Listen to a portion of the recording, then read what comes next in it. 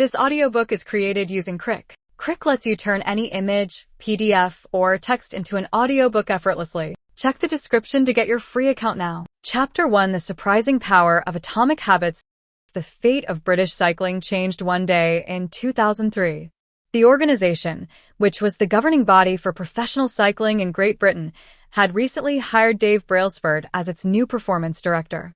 At the time, professional cyclists in Great Britain had endured nearly 100 years of mediocrity. Since 1908, British riders had won just a single gold medal at the Olympic Games, and they had fared even worse in cycling's biggest race, the Tour de France. In 110 years, no British cyclist had ever won the event. In fact, the performance of British riders had been so underwhelming that one of the top bike manufacturers in Europe refused to sell bikes to the team because they were afraid that it would hurt sales if other professionals saw the Brits using their gear. Brailsford had been hired to put British cycling on a new trajectory. What made him different from previous coaches was his relentless commitment to a strategy that he referred to as the aggregation of marginal gains, which was the philosophy of searching for a tiny margin of improvement in everything you do. Brailsford said, "The whole principle came from the idea that if you broke down everything you could think of that goes into riding a bike, and then improve it by 1%, you will get a significant increase when you put them all together." Brailsford and his coaches began by making small adjustments you might expect from a professional cycling team. They redesigned the bike seats to make them more comfortable and rubbed alcohol on the tires for a better grip. They asked riders to wear electrically heated overshorts to maintain ideal muscle temperature while riding and used biofeedback sensors to monitor how each athlete responded to a particular workout. The team tested various fabrics in a wind tunnel and had their outdoor riders switch to indoor racing suits, which proved to be lighter and more aerodynamic. But they didn't stop there. Brailsford and his team continued to find 1% fate of improvements in overlooked and unexpected areas. They tested different types of massage gels to see which one led to the fastest muscle recovery. They hired a surgeon to teach each rider the best way to wash their hands to reduce the chances of catching a cold. They determined the type of pillow and mattress that led to the best night's sleep for each rider. They even painted the inside of the team truck white, which helped them spot little bits of dust that would normally slip by unnoticed, but could degrade the performance of the finely tuned bikes. As these and hundreds of other small improvements accumulated, the results came faster than anyone could have imagined.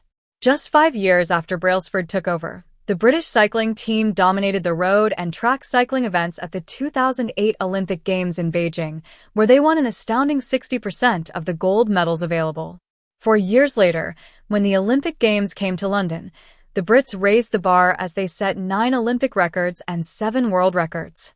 That same year, Bradley Wiggins became the first British cyclist to win the Tour de France.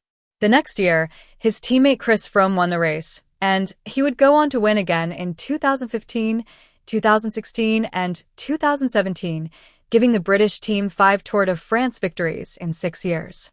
During the 10-year span from 2007 to 2017, British cyclists won 178 world championships and 66 Olympic or Paralympic gold medals and captured 5 Tour de France victories in what is widely regarded as the most successful run in cycling history. Asterisk, how does this happen? How does a team of previously ordinary athletes transform into world champions with tiny changes that, at first glance, would seem to make a modest difference at best? Why do small improvements accumulate into such remarkable results, and how can you replicate this approach in your own life? Why small habits make a big difference? It is so easy to overestimate the importance of one defining moment and underestimate the value of making small improvements on a daily basis. Too often, we convince ourselves that massive success requires massive action. Whether it is losing weight, building a business, writing a book, winning a championship, or achieving any other goal, we put pressure on ourselves to make some earth-shattering improvement that everyone will talk about. Meanwhile, improving by 1% isn't particularly notable. Sometimes it isn't even noticeable, but it can be far more meaningful, especially in the long run. The difference a tiny improvement can make over time is astounding. Here's how the math works out. If you can get 1% better each day for 1 year, you'll end up 37 times better by the time you're done.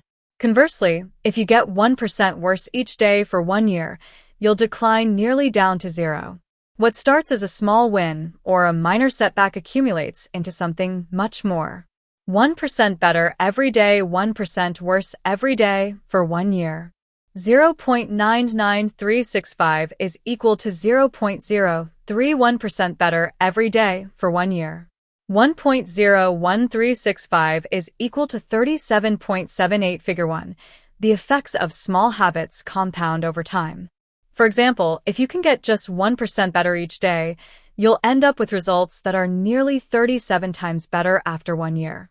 Habits are the compound interest of self-improvement.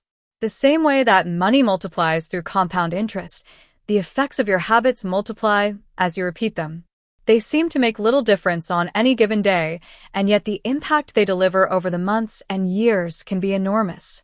It is only when looking back 2, 5, or perhaps 10 years later that the value of good habits and the cost of bad ones becomes strikingly apparent. This can be a difficult concept to appreciate in daily life. We often dismiss small changes because they don't seem to matter very much in the moment. If you save a little money now, you're still not a millionaire. If you go to the gym 3 days in a row, you're still out of shape. If you study Mandarin for an hour tonight, you still haven't learned the language. We make a few changes, but the results never seem to come quickly, and so we slide back into our previous routines. Unfortunately, the slow pace of transformation also makes it easy to let a bad habit slide. If you eat an unhealthy meal today, the scale doesn't move much. If you work late tonight and ignore your family, they will forgive you. If you procrastinate and put your project off until tomorrow, there will usually be time to finish it later. A single decision is easy to dismiss. But when we repeat 1% errors day after day by replicating poor decisions, duplicating tiny mistakes, and rationalizing little excuses, our small choices compound into toxic results. It's the accumulation of many missteps, a 1% decline here and there, that eventually leads to a problem. The impact created by a change in your habits is similar to the effect of shifting the route of an airplane by just a few degrees. Imagine you are flying from Los Angeles to New York City. If a pilot leaving from LAX adjusts the heading just 3.5 degrees south, you will land in Washington, D.C., instead of New York. Such a small change is barely noticeable at takeoff. The nose of the airplane moves just a few feet, but when magnified across the entire United States, you end up hundreds of miles apart. Similarly, a slight change in your daily habits can guide your life to a very different destination. Making a choice that is 1% better or 1% worse seems insignificant in the moment, but over the span of moments that make up a lifetime, these choices determine the difference between who you are and who you could be. Success is the product of daily habits, not once-in-a-lifetime transformations. That said, it doesn't matter how successful or unsuccessful you are right now. What matters is whether your habits are putting you on the path toward success. You should be far more concerned with your current trajectory than with your current results. If you're a millionaire but you spend more than you earn each month, then you're on a bad trajectory. If your spending habits don't change, it's not going to end well. Conversely, if you're broke but you save a little bit every month, then you're on the path toward financial freedom, even if you're moving slower than you'd like. Your outcomes are a lagging measure of your habits. Your net worth is a lagging measure of your financial habits. Your weight is a lagging measure of your eating habits. Your knowledge is a lagging measure of your learning habits. Your clutter is a lagging measure of your cleaning habits. You get what you repeat. If you want to predict where you'll end up in life, all you have to do is follow the curve of tiny gains or tiny losses and see how your daily choices will compound 10 or 20 years down the line. Are you spending less than you earn each month? Are you making it into the gym each week? Are you reading books and learning something new each day? Tiny battles like these are the ones that will define your future self. Time magnifies the margin between success and failure. It will multiply whatever you feed it. Good habits make time your ally. Bad habits make time your enemy. Habits are a double-edged sword. Bad habits can cut you down just as easily as good habits can build you up, which is why understanding the details is crucial. You need to know how habits work and how to design them to your liking so you can avoid the dangerous half of the blade. Your habits can compound for you or against you. Positive compounding productivity compounds. Accomplishing one extra task is a small feat on any given day, but it counts for a lot over an entire career. The effect of automating an old task or mastering a new skill can be even greater. The more tasks you can handle without thinking, the more your brain is free to focus on other areas. Knowledge compounds. Learning one new idea won't make you a genius, but a commitment to lifelong learning can be transformative. Furthermore, each book you read not only teaches you something new, but also opens up different ways of thinking about old ideas. As Warren Buffett says, that's how knowledge works. It builds up like compound interest. Relationships compound. People reflect your behavior back to you. The more you help others, the more others want to help you. Being a little bit nicer in each interaction can result in a network of broad and strong connections over time. Negative compounding stress compounds. The frustration of a traffic jam. The weight of parenting responsibilities. The worry of making ends meet. The strain of slightly high blood pressure. By themselves, these common causes of stress are manageable. But when they persist for years, little stresses compound into serious health issues. Negative thoughts compound. The more you think of yourself as worthless, stupid, or ugly, the more you condition yourself to interpret life that way. You get trapped in a thought loop. The same is true for how you think about others. Once you fall into the habit of seeing people as angry, unjust, or selfish, you see those kind of people everywhere. Outrage compounds. Riots, protests, and mass movements are rarely the result of a single event.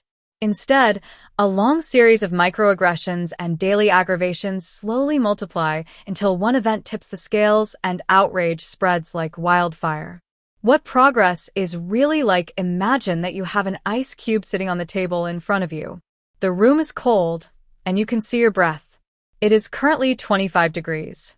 Ever so slowly, the room begins to heat up. 26 degrees. 27. 28. The ice cube is still sitting on the table in front of you. 29 degrees. 30. 31. Still, nothing has happened. Then 32 degrees. The ice begins to melt. A 1-degree shift, seemingly no different from the temperature increases before it, has unlocked a huge change. Breakthrough moments are often the result of many previous actions, which build up the potential required to unleash a major change. This pattern shows up everywhere. Cancer spends 80% of its life undetectable, then takes over the body in months. Bamboo can barely be seen for the first 5 years as it builds extensive root systems underground before exploding 90 feet into the air within 6 weeks. Similarly, habits often appear to make no difference until you cross a critical threshold and unlock a new level of performance. In the early and middle stages of any quest, there is often a valley of disappointment. You expect to make progress in a linear fashion, and it's frustrating how ineffective changes can seem during the first days, weeks, and even months. It doesn't feel like you're going anywhere. It's a hallmark of any compounding process. The most powerful outcomes are delayed. This is one of the core reasons why it is so hard to build habits that last. People make a few small changes, fail to see a tangible result, and decide to stop. You think, I've been running every day for a month, so why can't I see any change in my body? Once this kind of thinking takes over, it's easy to let good habits fall by the wayside. But in order to make a meaningful difference, habits need to persist long enough to break through this plateau, what I call the plateau of latent potential. If you find yourself struggling to build a good habit or break a bad one, it is not because you have lost your ability to improve. It is often because you have not yet crossed the plateau of latent potential. Complaining about not achieving success despite working hard is like complaining about an ice cube not melting when you heated it from 25 to 31 degrees. Your work was not wasted. It is just being stored. All the action happens at 32 degrees. When you finally break through the plateau of latent potential, people will call it an overnight success. The outside world only sees the most dramatic event rather than all that preceded it. But you know that it's the work you did long ago, when it seemed that you weren't making any progress, that makes the jump today possible. It is the human equivalent of geological pressure. 2 tectonic plates can grind against one another for millions of years, the tension slowly building all the while. Then one day, they rub each other once again, in the same fashion they have for ages, but this time the tension is too great. An earthquake erupts. Change can take years before it happens all at once. Mastery requires patience. The San Antonio Spurs, one of the most successful teams in NBA history, have a quote from social reformer Jacob Riis hanging in their locker room. "When nothing seems to help, I go and look at a stonecutter hammering away at his rock, perhaps 100 times without as much as a crack showing in it. Yet at the 101st blow it will split in two, and I know it was not that last blow that did it, but all that had gone before." The plateau of latent potential. Figure 2. We often expect progress to be linear. At the very least, we hope it will come quickly. In reality, the results of our efforts are often delayed. It is not until months or years later that we realize the true value of the previous work we have done. This can result in a valley of disappointment where people feel discouraged after putting in weeks or months of hard work without experiencing any results. However, this work was not wasted. It was simply being stored. It is not until much later that the full value of previous efforts is revealed. All big things come from small beginnings. The seed of every habit is a single, tiny decision. But as that decision is repeated, a habit sprouts and grows stronger. Roots entrench themselves and branches grow. The task of breaking a bad habit is like uprooting a powerful oak within us. And the task of building a good habit is like cultivating a delicate flower one day at a time. But what determines whether we stick with a habit long enough to survive the plateau of latent potential and break through to the other side? What is it that causes some people to slide into unwanted habits and enables others to enjoy the compounding effects of good ones? Forget about goals. Focus on systems instead. Prevailing wisdom claims that the best way to achieve what we want in life, getting into better shape, building a successful business, relaxing more and worrying less, spending more time with friends and family, is to set specific, actionable goals. For many years, this was how I approached my habits, too. Each one was a goal to be reached. I set goals for the grades I wanted to get in school, for the weights I wanted to lift in the gym, for the profits I wanted to earn in business. I succeeded at a few, but I failed at a lot of them. Eventually, I began to realize that my results had very little to do with the goals I set, and nearly everything to do with the systems I followed. What's the difference between systems and goals? It's a distinction I first learned from Scott Adams, the cartoonist behind the Dilbert comic. Goals are about the results you want to achieve. Systems are about the processes that lead to those results. If you're a coach, your goal might be to win a championship. Your system is the way you recruit players, manage your assistant coaches, and conduct practice. If you're an entrepreneur, your goal might be to build $1 million business. Your system is how you test product ideas, hire employees, and run marketing campaigns. If you're a musician, your goal might be to play a new piece. Your system is how often you practice, how you break down and tackle difficult measures, and your method for receiving feedback from your instructor. Now for the interesting question. If you completely ignored your goals and focused only on your system, would you still succeed? For example, if you were a basketball coach and you ignored your goal to win a championship and focused only on what your team does at practice each day, would you still get results? I think you would. The goal in any sport is to finish with the best score, but it would be ridiculous to spend the whole game staring at the scoreboard. The only way to actually win is to get better each day. In the words of three-time Super Bowl winner Bill Walsh, the score takes care of itself. The same is true for other areas of life. If you want better results, then forget about setting goals. Focus on your system instead. What do I mean by this? Are goals completely useless? Of course not. Goals are good for setting a direction, but systems are best for making progress. A handful of problems arise when you spend too much time thinking about your goals and not enough time designing your systems. Problem number 1. Winners and losers have the same goals. Goal setting suffers from a serious case of survivorship bias. We concentrate on the people who end up winning, the survivors, and mistakenly assume that ambitious goals led to their success, while overlooking all of the people who had the same objective but didn't succeed. Every Olympian wants to win a gold medal. Every candidate wants to get the job. And if successful and unsuccessful people share the same goals, then the goal cannot be what differentiates the winners from the losers.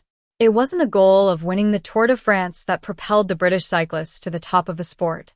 Presumably, they had wanted to win the race every year before, just like every other professional team. The goal had always been there. It was only when they implemented a system of continuous small improvements that they achieved a different outcome. Problem number 2. Achieving a goal is only a momentary change. Imagine you have a messy room and you set a goal to clean it. If you summon the energy to tidy up, then you will have a clean room for now. But if you maintain the same sloppy, pack-rat habits that led to a messy room in the first place, soon you'll be looking at a new pile of clutter and hoping for another burst of motivation. You're left chasing the same outcome because you never changed the system behind it. You treated a symptom without addressing the cause. Achieving a goal only changes your life for the moment. That's the counterintuitive thing about improvement. We think we need to change our results, but the results are not the problem. What we really need to change are the systems that cause those results. When you solve problems at the results level, you only solve them temporarily. In order to improve for good, you need to solve problems at the systems level. Fix the inputs, and the outputs will fix themselves. Problem number 3. Goals restrict your happiness. The implicit assumption behind any goal is this: once I reach my goal, then I'll be happy. The problem with the goals-first mentality is that you're continually putting happiness off until the next milestone. I've slipped into this trap so many times I've lost count. For years, happiness was always something for my future self to enjoy. I promised myself that once I gained 20 pounds of muscle, or after my business was featured in the New York Times, then I could finally relax. Furthermore, goals create an either-or conflict. Either you achieve your goal and are successful, or you fail and you are a disappointment. You mentally box yourself into a narrow version of happiness. This is misguided. It is unlikely that your actual path through life will match the exact journey you had in mind when you set out. It makes no sense to restrict your satisfaction to one scenario when there are many paths to success. A systems-first mentality provides the antidote. When you fall in love with the process rather than the product, you don't have to wait to give yourself permission to be happy. You can be satisfied anytime your system is running. And a system can be successful in many different forms, not just the one you first envision. Problem number 4. Goals are at odds with long-term progress. Finally, a goal-oriented mindset can create a yo-yo effect. Many runners work hard for months, but as soon as they cross the finish line, they stop training. The race is no longer there to motivate them. When all of your hard work is focused on a particular goal, what is left to push you forward after you achieve it? This is why many people find themselves reverting to their old habits after accomplishing a goal. The purpose of setting goals is to win the game. The purpose of building systems is to continue playing the game. True long-term thinking is goal-less thinking. It's not about any single accomplishment. It is about the cycle of endless refinement and continuous improvement. Ultimately, it is your commitment to the process that will determine your progress. A system of atomic habits. If you're having trouble changing your habits, the problem isn't you. The problem is your system. Bad habits repeat themselves again and again, not because you don't want to change, but because you have the wrong system for change. You do not rise to the level of your goals. You fall to the level of your systems. Focusing on the overall system, rather than a single goal, is one of the core themes of this book. It is also one of the deeper meanings behind the word atomic. By now, you've probably realized that an atomic habit refers to a tiny change, a marginal gain, a 1% improvement. But atomic habits are not just any old habits, however small. They are little habits that are part of a larger system. Just as atoms are the building blocks of molecules, atomic habits are the building blocks of remarkable results. Habits are like the atoms of our lives. Each one is a fundamental unit that contributes to your overall improvement. At first, these tiny routines seem insignificant, but soon they build on each other and fuel bigger wins that multiply to a degree that far outweighs the cost of their initial investment. They are both small and mighty. This is the meaning of the phrase atomic habits, a regular practice or routine that is not only small and easy to do, but also the source of incredible power, a component of the system of compound growth. Chapter summary: habits are the compound interest of self-improvement. Getting 1% better every day counts for a lot in the long run. Habits are a double-edged sword. They can work for you or against you, which is why understanding the details is essential. Small changes often appear to make no difference until you cross a critical threshold. The most powerful outcomes of any compounding process are delayed. You need to be patient. An atomic habit is a little habit that is part of a larger system. Just as atoms are the building blocks of molecules, atomic habits are the building blocks of remarkable results. If you want better results, then forget about setting goals. Focus on your system instead. You do not rise to the level of your goals. You fall to the level of your systems.